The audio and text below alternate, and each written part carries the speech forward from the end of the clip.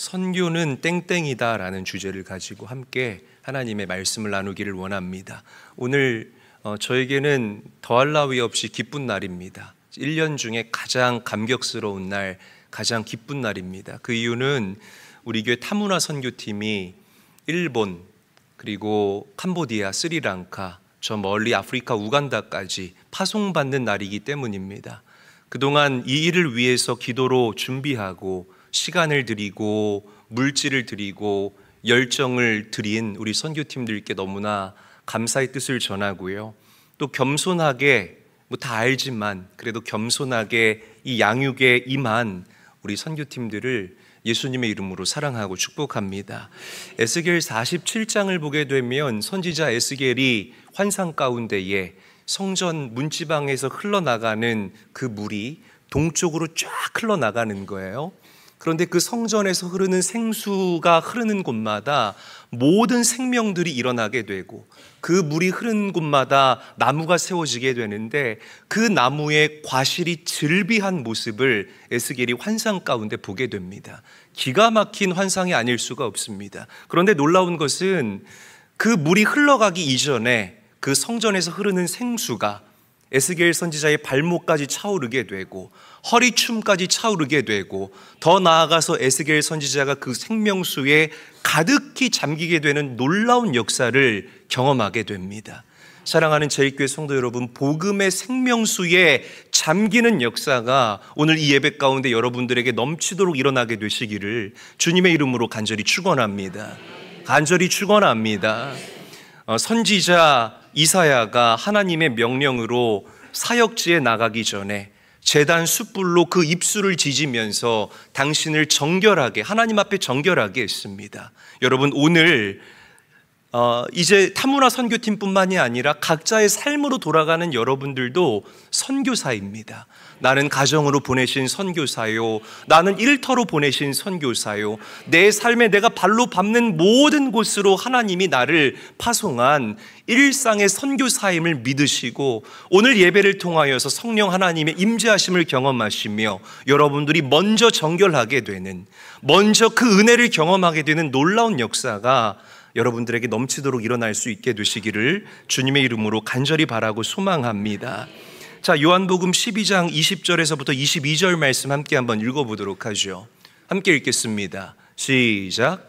명절에 예배하러 올라온 사람 중에 헬라인 몇이 있는데 그들이 갈릴리 벳세다 사람 빌립에게 가서 청하여 이르되 선생이여 우리가 예수를 배웠고자 하나이다 하니 빌립이 안드레에게 가서 말하고 안드레와 빌립이 예수께 가서 여쭈니. 자, 빨간 글씨만 한번 읽어보죠. 시작. 빌립이 안드레에게 가서 말하고. 그러니까 여러분, 이 말씀은 언제 쓰여진 말씀이냐면 예수님께서 이 땅에서의 모든 사역을 마치시고 이제 하늘로 올라가시기 직전에 쓰여진 말씀이에요.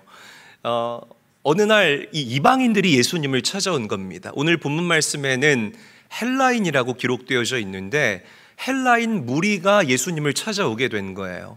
이방인들이 예수님을 찾아온 이유는 복음의 능력과 복음의 생명력 때문에, 그 복음을 향한 갈망 때문에 예수님을 찾아오게 된 겁니다. 그런데 빌립이 그 헬라인들을 예수님께로 선뜻 데려가지를 못하는 거예요. 그 이유가 무엇이냐면 예수님께서 이 이방인들을 기뻐하실까 혹은 기뻐하시지 않을까에 대한 확신이 분명하지 않았기 때문에 빌립이 데려가지를 못합니다. 그래서 빌립이 안드레에게, 누구에게? 안드레에게 질문을 하는 거예요. 여러분, 빌립과 안드레는 둘 다 같은 고향 출신입니다. 그런데 같은 고향 출신이라 할지라도 우리가 이렇게 서먹서먹할 수가 있잖아요. 그런데 빌립과 안드레는 같은 고향 출신, 벳세다 출신이면서 더 나아가서 굉장히 막역한 중마고우의 관계였다라는 거죠. 그러니까 이런 긴가민가한 상황 가운데에서 빌립은 안드레를 의지할 수밖에 없는, 그러니까 안드레의 위치가 그런 위치였다라는 겁니다. 자, 안드레에 대해서 우리가 조금 한번 묵상해 보기를 원해요. 아주 굉장한 은혜가 있습니다. 안드레는 예수님의 탑 3의 제자가 아니었어요. 세 손가락 안에 들어가는 제자가 아니었단 말이죠. 그런데 안드레는 여러분들이 잘 알다시피 예수님의 첫 번째 제자입니다. 그리고 누구보다 예수님의 마음을 잘 알고 예수님의 마음을 잘 읽었던 제자가 바로 안드레였다라는 거예요. 원래 안드레는 세례 요한의 제자였어요. 그래서 광야에서 경건 공동체를 형성하고 있었던 사람이었는데 세례 요한의 소개로 예수님의 제자가 되기를 결단하고 주님의 제자가 된 사람입니다. 안드레는 묵상하면 묵상할수록 가슴이 찡해지는 그런 감동이 있는 사람이에요. 마치 안드레의 역할이 누구와 같냐면 여러분들이 잘 아는 것처럼 그 여호수아 옆에 있는 갈렙과 같은 사람입니다. 여러분, 사실 갈렙도 그 기질하며 그 믿음하며 그 영적인 강력함하며 영적인 박력하며 이 모든 것이 1인자가 되기에도 요만큼도 부족함이 없는 사람이 바로 갈렙이라는 사람이에요. 그런데 갈렙은 평생을 여호수아를 앞세우고 자신은 2인자의 자리에서 그렇게 모세를 여호수아를 서포트하고 하나님 나라를 세워나가다가 그렇게 하나님의 부르심을 받은 사람입니다. 안드레가 그런 사람이었다는 겁니다. 여러분, 같은 고향 출신이 누구예요? 성경 읽으면 나오잖아요. 시몬, 안드레, 야고보, 요한. 다 아는데 대답 안 하시는 거죠? 네, 시몬, 안드레, 야고보, 요한이 이 벳세다 출신들이에요. 그리고 이 넷이 서로 모르는 사이가 아니라 서로가 서로를 너무나 잘 아는 중마고우의 관계였다라는 거죠. 그런데 정말 속상한 게 뭐냐면 우리 똑같은 다 논현동 출신인데 생각을 해봐요. 이렇게 넷이가 똑같은 논현동 출신인데 주님의 탑3 안에 안드레만 빠진 거예요. 주님의 탑3 안에 누가 들어갔죠? 시몬, 야고보, 요한만 들어갔잖아요. 여러분, 여러분들이라면 기분이 좋으시겠습니까? 기분이 좋지 않으시겠습니까? 조금 서운하고 섭섭하겠죠. 그런데 안드레는 요만큼도 서운함을 표현하지 않았어요. 안드레는 늘 예수님과 그 탑3의 제자들이 가는 곳을 먼 발치에서 지켜봐야만 하는 그런 위치에 있었습니다. 회당장 야이로의 집에 갈 때에도 예수님과 제자들이 그 야이로의 집 안에 들어갈 때에 안드레는 문 밖에 서서 늘 예수님을 기다렸어요. 예수님께서 그 탑3의 제자들을 데리고 변화산으로 올라갔을 때에도 안드레는 거기에 초대받지 못하고 산 밑에서 예수님을 기다려야만 했다라는 것입니다. 그런데 성경 어디를 봐도 안드레가 불만을 품었더라, 안드레가 마음이 속상했더라, 안드레 마음이 짜증이 가득했더라라는 이런 구절이 요만큼도 들어가 있지를 않습니다. 그러니까 안드레의 그 사명과 역할과 부르심은 브릿지 메이커였다라는 거예요. 다리를 놓는 자로서의 안드레는 사명을 이 땅에서 넉넉히 감당했다라는 것입니다. 할렐루야, 할렐루야. 여러분 보세요. 안드레가 첫 번째로 주님의 제자가 됐을 때에 안드레는 브릿지 메이커, 다리 놓는 역할을 했습니다. 자신의 형 시몬을 예수님에게 데리고 와서 소개해 줬어요. 다리를 놨다라는 거예요. 아멘. 여러분, 오병이어의 기적 아시죠? 알아요? 몰라요? 빨리 대답하세요. 자, 오병이어의 기적에서 이 제자들이 너무나 이 마음에 부담이 되는 거예요. 허벌판인데 너희가 이들을 먹여라. 장정만 5,000명인데 말이 5,000명인지 여자와 어린아이들까지 합하면 몇만 명이잖아요. 그러니까 이 주님의 무리한 요구에 제자들이 막 마음이 불편하고 있는데 안드레는 어떻게 했냐면 떡 5개와 물고기 2마리를 가지고 있는 어린 소년을 데려다가 주님께로 연결시키는 역할을 했다라는 겁니다. 브릿지 메이커의 역할을 했다라는 거죠. 오늘 본문 말씀에서도 마찬가지예요. 복음의 능력과 복음의 가치를 알고 찾아왔던 그 이방인들을 안드레는 예수님께로 연결해주는 브릿지 메이커의 역할을 감당했다라는 것입니다. 할렐루야. 사랑하는 제일교회 성도 여러분, 시몬 베드로는 우리에게 회자되고 안드레는 묻히는 그런 세상. 더 안타까운 것은 오병이어의 기적에 그 이름 없는 소년도 계속해서 강대상에서 이름이 거론되지만 안드레의 이름은 거론되지 않는 이 억울한 이 세상. 그럼에도 불구하고 안드레는 요만큼도 그 마음 가운데 슬픔이나 억울함 없이 브릿지 메이커로서, 서포터, 조력자로서의 그 역할을 넉넉히 감당한 줄로 믿으시기를 바랍니다. 그런데 여러분, 이 안드레의 영성은 내가 남 좋은 일 하는 거예요. 내가 남 좋은 일 하는데 그것이 나의 기쁨입니다 라고 고백하는 영성이 바로 안드레의 영성이라는 사실을 믿으시기를 바랍니다. 여러분들에게 이 마음이 있어야 돼요. 할렐루야. 동의하시면 큰 소리로 아멘 합시다. 아멘. 자, 요한복음 3장 29절 말씀 함께 한번 읽어보도록 하죠. 한 목소리로 읽습니다. 시작. 신부를 취하는 자는 신랑이나 서서 신랑의 음성을 듣는 친구가 크게 기뻐하나니 나는 이러한 기쁨으로 충만하였노라. 이게 안드레의 영성이에요. 결혼은 신랑 신부가 하지만 그 음성을 듣는 것만으로도 나는 내 마음이 기쁨이 넘쳐납니다. 여러분, 동의가 되십니까? 이름 없이 빛도 없이 나는 서포터로서, 나는 브리지 메이커로서 주님, 내가 그 주님의 나라를 세우는 일 가운데에 나의 삶을 드리기를 원합니다. 이 안드레의 영성이 여러분들 가정 가운데, 일터 가운데에, 이 사회에 누룩처럼 번질 때에 이 나라와 민족이 회복될 줄로 믿으시기를 바랍니다. 할렐루야. 여러분, 선교지에 이런 안드레의 영성이 넘쳐나야 합니다.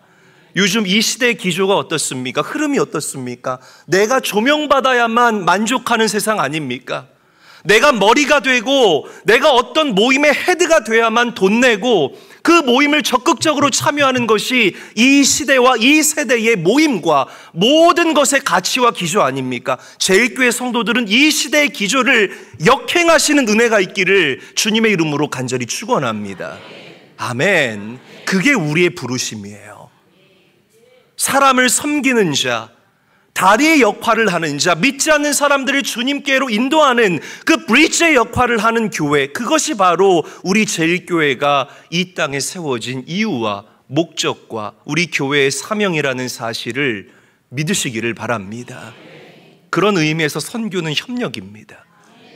한번 저를 따라하죠. 선교는 협력이다. 옆 사람과도 인사합니다. 선교는 협력입니다. 인사하겠습니다. 내가 독불장군으로 하는 게 선교가 아니에요. 내가 뭐 영어 잘한다고, 내가 뭐 좀 반주 잘한다고 선교지 가서 그렇게 까불다가는 큰 코 다치게 됩니다. 내 자신이 드러나기 위해서 선교 나가는 것도 아니고 내 단체들 심기 위해서 선교에 나가는 것 아닙니다. 선교라는 것은 즉 일상으로 파송된 여러분들 모두에게 해당되는 말씀이에요. 내가 일상을 거룩하게 사는 선교사라는 의미는 나를 감추고 철저하게 나의 구원자 되시는 예수 그리스도를 드러내는 삶이 바로 우리 제일교회 성도들의 삶의 태도와 자세가 되어야 할 줄로 믿으시기를 바랍니다. 어쩌면 우리 가정에서 안드레와 같은 섬김이 가장 필요하지 않을까라고 저는 생각을 해봐요.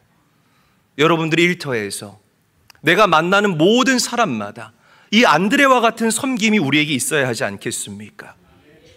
여러분, 이 안드레의 영성과 안드레의 심장을 회복할 수 있게 되시기를 주님의 이름으로 간절히 축원합니다. 선교는 팀워크입니다. 종합 예술입니다. 우리 모두가 함께 해야 됩니다. 연합이 배제된 하나님의 나라는 존재하지 않아요. 이 교회 안에 연합이 사라지잖아요. 그럼 이건 교회가 아닙니다.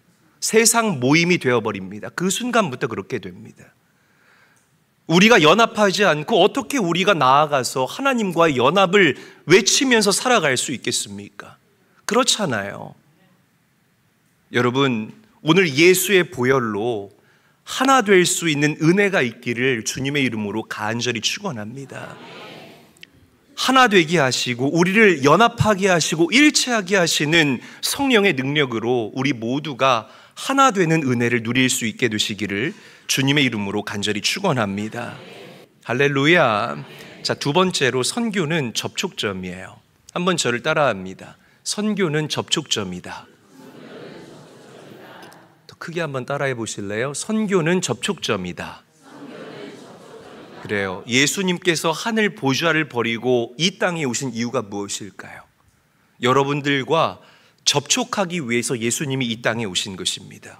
예수님께서는 하늘 보좌에서 그냥 바라만 보시면서 아이고 어떡해, 우리 사람들 죄로 인해서 죽을 수밖에 없는 그런 형편이구나, 그런 사정이구나, 아이고 어떻게 그냥 하늘 보좌에서 발만 동동 구르지 않으셨습니다. 이 땅에 친히 내려오셔서 인간의 몸을 입고 우리와 같이 살아보시면서 왜 인간이 죄 때문에 무너지는지, 왜 인간이 슬픔을 안고 살아가야 하는지, 왜 인간이 계속해서 같은 죄를 지을 수밖에 없는 연약한 존재인지를 몸소 경험하셨다는 거예요.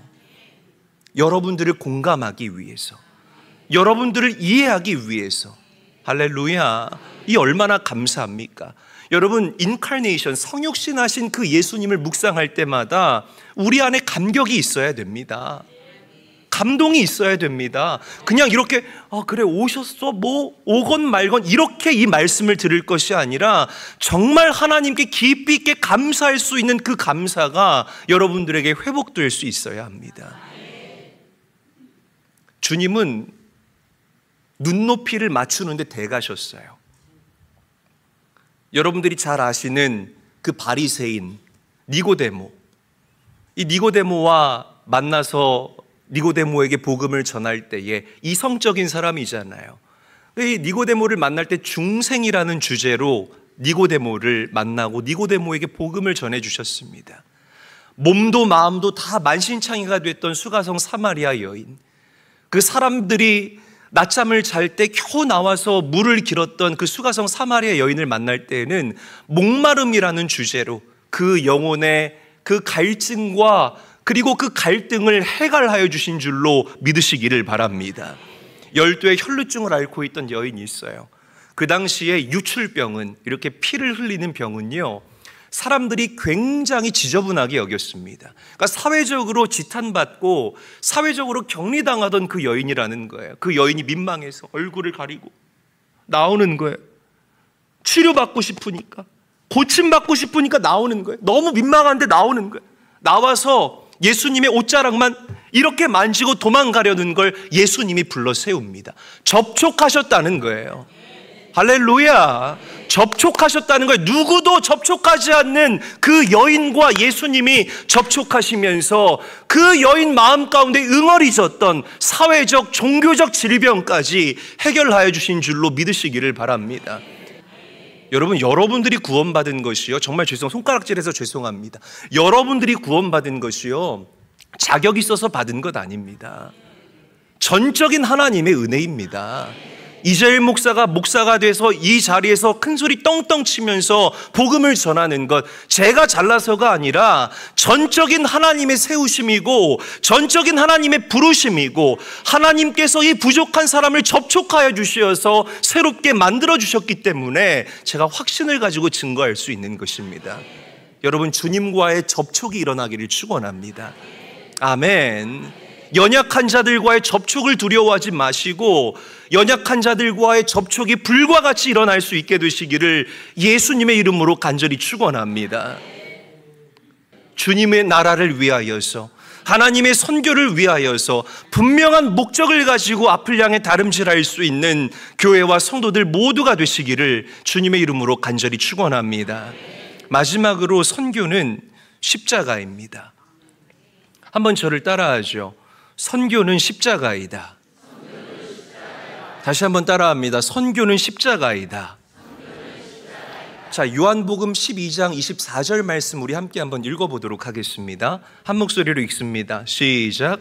내가 진실로 진실로 너희에게 이르노니 한 알의 밀이 땅에 떨어져 죽지 아니하면 한 알 그대로 있고 죽으면 많은 열매를 맺느니라. 아멘.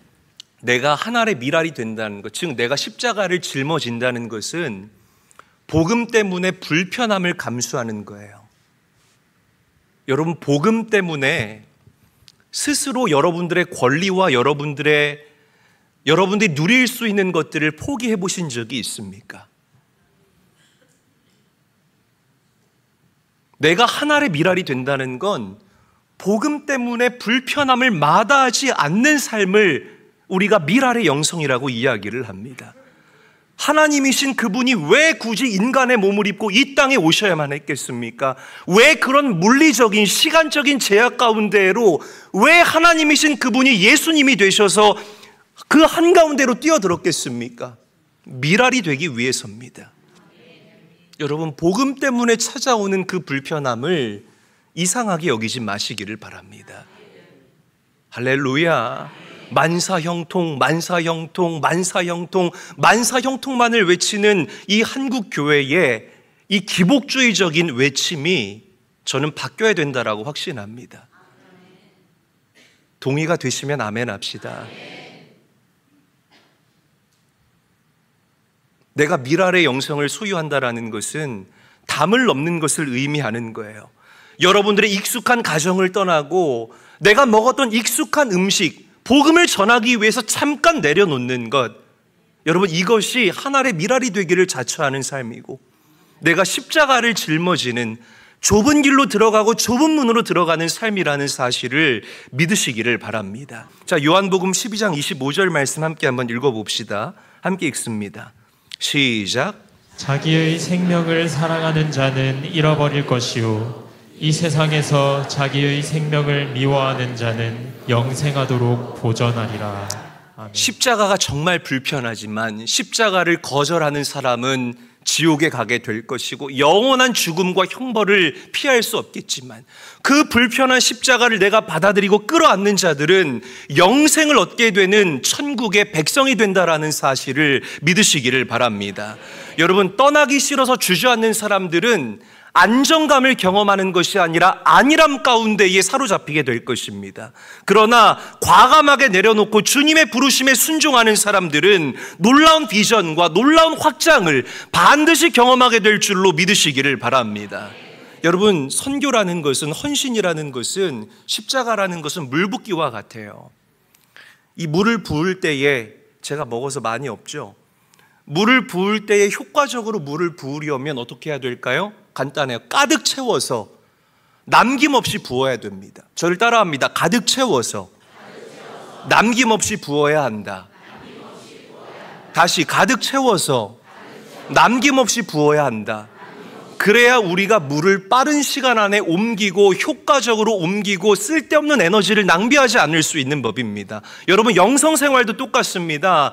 여러분, 가득 채워진 여러분들의 삶을 주님을 위해서 낭비할 때에, 거룩한 낭비라고 하죠. 주님을 위해서 부어드릴 때에, 내어드릴 때에 하나님은 반드시 여러분들의 빈 그릇을 채우실 줄로 믿으시기를 바랍니다. 이 진리를 경험하십시오. 이 진리를 살아내십시오.